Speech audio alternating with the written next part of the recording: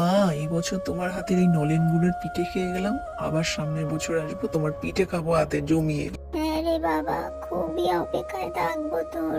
তুই যে চলে যাবি, খুব ভালোভাবে সাবধানে থাকবি। কাকা কাকা আমার জন্য চকলেট আর ব্যাগ আনবে, জানো তো আমারও খুব শখ হয় ব্যাগ নিয়ে স্কুলে যাওয়ার। ওরা সবাই যায়। হ্যাঁ বাবু, আমি তোমার জন্য চকলেট, খাবার, ব্যাগ, কত কিছু নিয়ে আসবো। বৌদি, তাহলে আমি আসি। তুমি মাকে ভাইপোকে দেখে রাখবে কিন্তু, এটা তোমার দায়িত্ব থাকলো। আমি আবার এসে আমাদের এই সংসারকে ভরিয়ে ঘর বাড়ি করে ভরিয়ে দেবো। এ কি কেন কান্না করছো? তুমি জোর হলে চলবে? বাড়িতে এসে তোমাকে ভাইয়ের মতন স্নেহ করেছি ভাই, তুমি চাকরি পেয়েছো, আমি অনেক খুশি। তুমি আবার ভালোভাবে ফিরে এসো তোমার ডিউটি সেরে। এ কি মা, তুমি কেন কান্নাকাটি করছো আবার? আমি বললাম তো ফিরে আসবো তাড়াতাড়ি, আর দেখবে সংসার পুরো ভরিয়ে তুলবো।